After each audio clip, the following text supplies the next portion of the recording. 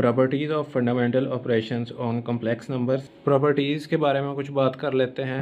सबसे पहली प्रॉपर्टी ये है हमारे पास कि कॉम्प्लेक्स नंबर की एडिटिव आइडेंटिटी जो है वो 0 है। 0 + 0 आयोटा को कॉम्प्लेक्स नंबर्स की एडिटिव आइडेंटिटी कहते हैं।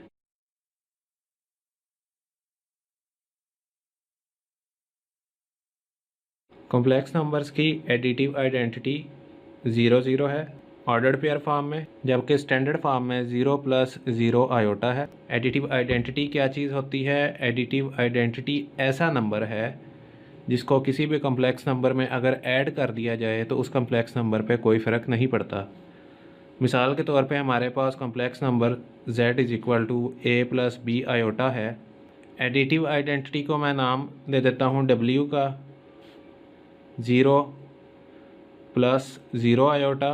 अब जैसे ही z + w कर लूँ मैं या w + z कर लूँ तो हमारे पास जो आंसर बनेगा वो कुछ इस तरह से होगा, a + b iota + 0 + 0 iota.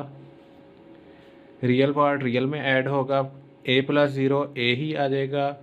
Imaginary part imaginary में ऐड होगा, b आयोटा + 0 आयोटा तो b आयोटा ही आ जाएगा।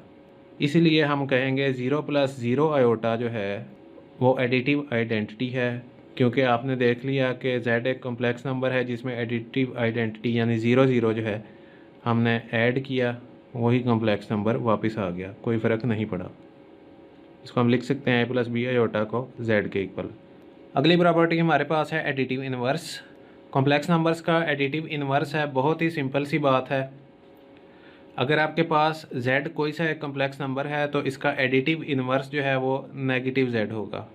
अगर a + b आयोटा आपके पास कॉम्प्लेक्स नंबर है तो नेगेटिव a - b आयोटा जो है आपके पास एडिटिव इन्वर्स है इस कॉम्प्लेक्स नंबर का, जिसको हम लिख सकते हैं -a -b।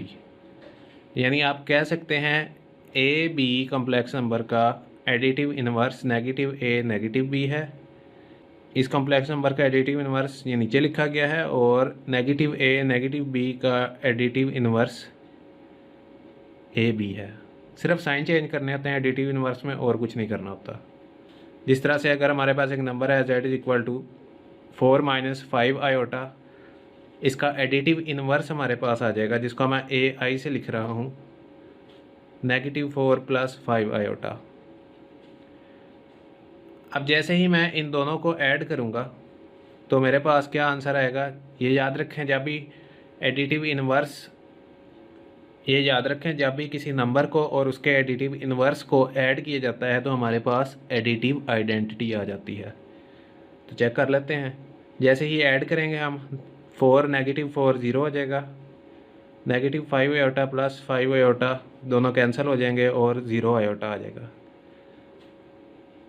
तो यहाँ भी वही बात लागू होती है, जब एडिटिव इन्वर्स और किसी नंबर को हम ऐड कर रहे हैं तो हमारे पास एडिटिव आइडेंटिटी आ रही है, और ये एडिटिव आइडेंटिटी कॉम्प्लेक्स नंबर्स की ही है।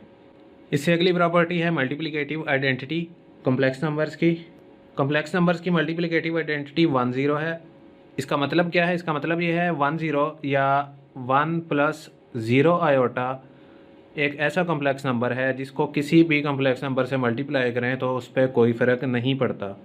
अगर मैं इसको w का नाम दे देता हूँ और एक कॉम्प्लेक्स नंबर z फ़र्ज़ कर लेता हूँ, a + b आयोटा, w और z को मल्टीप्लाई करता हूँ, या इसी तरह z w को भी मल्टीप्लाई कर सकते हैं, तो जो आंसर आएगा मेरे पास वो z ही होगा।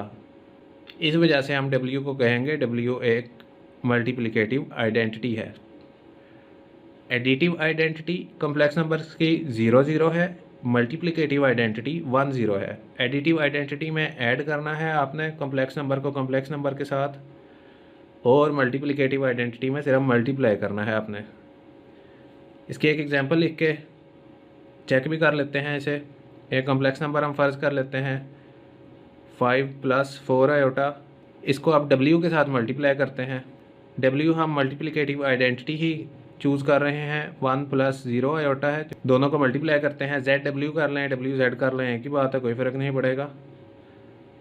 5 + 4 आयोटा को हमने मल्टीप्लाई करना है 1 + 0 आयोटा के साथ, जैसे ही मल्टीप्लाई होंगे तो हमारे पास 5 1 ज़र 5,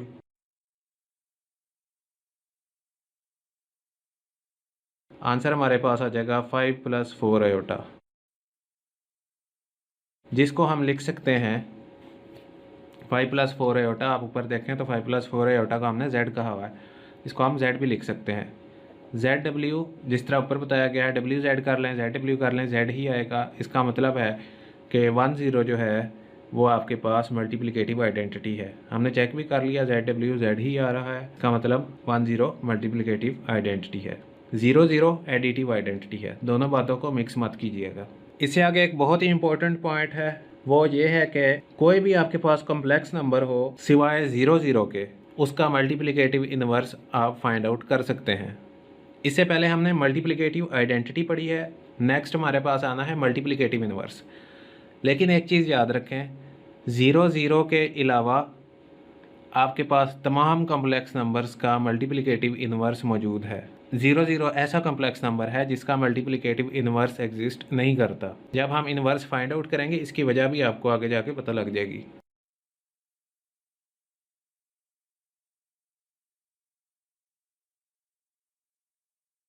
अगली प्रॉपर्टी हमारे पास है मल्टीप्लिकेटिव इनवर्स। कॉम्प्लेक्स नंबर्स का मल्टीप्लिकेटिव इनवर्स हमने फाइंड आउट करना है।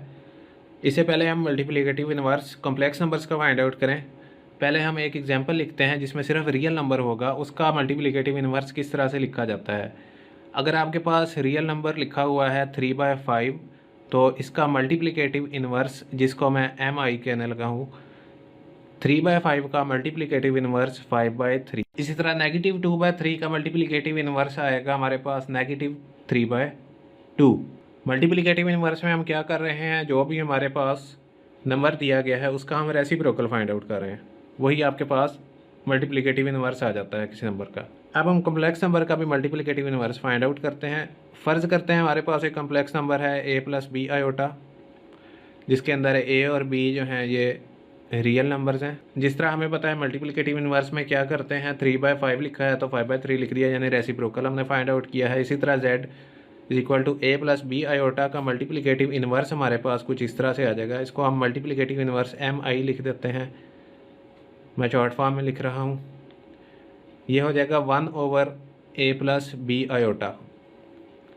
a + b आयोटा का फ़िलहाल मल्टीप्लिकेटिव इनवर्स जो हम कह रहे हैं वो है a + b आयोटा ओवर की फॉर्म में, रेसिप्रोकल। लेकिन हमने शुरू में ये बात की थी कि बटे में आयोटा नहीं आ सकता, इसको ख़त्म करना है, और इसके लिए हमने मेथड भी पढ़ा था डिवीजन ऑफ कम्प्लेक्स नंबर के अंदर। जब भी बटे में कम्प्लेक्स नंबर आ जाए तो उसको आपने ख़त्म कर देना है। वो किस तरह से होता है, आपने डिनोमिनेटर जो भी आपके पास है उसका कॉन्जुगेट लेना है और उसी से मल्टीप्लाई और डिवाइड कर देना है। आपके पास डिनोमिनेटर में मौजूद आयोटा या कम्प्लेक्स नंबर ख़त्म हो जाएगा। a + b आयोटा, इसका कॉन्जुगेट हमारे पास आ जाएगा a - b आयोटा। मल्टीप्लाई कर दिया, साथ ही डिवाइड भी कर देते हैं बैलेंस करने के लिए। a - b आयोटा 1 से मल्टीप्लाई होगा, a - b आयोटा ही आ जाएगा। जब डिनोमिनेटर से मल्टीप्लाई होगा तो इधर फार्मूला बन रहा है a - b a + b, conjugate formula ये बन जाएगा a² - b², a² - b²। a - b इसी तरह ही आ जाएगा, a - b आयोटा वैसे ही आ गया, a² - b²। आयोटा स्क्वायर भी आना है, आयोटा स्क्वायर होता है -1, सामने साइन चेंज हो जाएगा, डायरेक्ट कर दिया, ये a² + b² हो गया। इधर लिख देते हैं आयोटा स्क्वायर जो है वो -1 या -1 के बराबर है। इससे आगे हम रियल और इमेजरी पार्ट्स अलग अलग कर देते हैं। रियल पार्ट हमारे पास a के साथ आएगा और इमेजरी पार्ट हमारे पास -b के साथ आएगा। एलसीएम को अलग अलग करते हैं, हो जाएगा a/a² + b²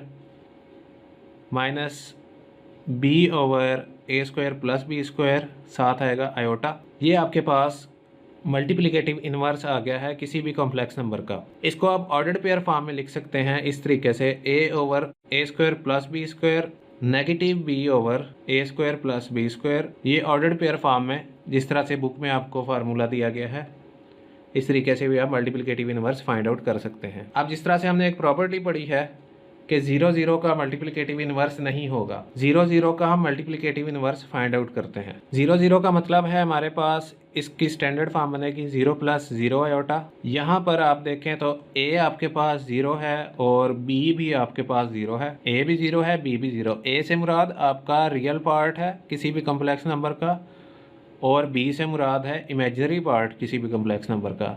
यहाँ पे रियल पार्ट भी 0 है और इमेजिनरी पार्ट भी 0 है। ये वही a और b हैं, रियल पार्ट और इमेजिनरी पार्ट। ये a और b की वैल्यूज़ हम इस फार्मूले के अंदर पुट करते हैं, हमारे पास मल्टीप्लिकेटिव इनवर्स आ जाएगा। चेक करते हैं। 0 over 0 square plus 0 square negative 0 over 0 square plus 0 square.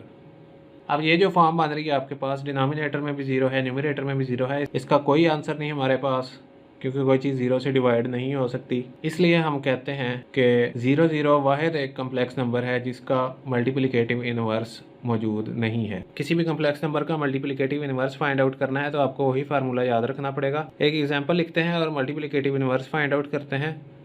z कोई सा एक कम्प्लेक्स नंबर है -1 प्लस 2 आयोटा, इसका मल्टीप्लिकेटिव इनवर्स फाइंड आउट करते हैं।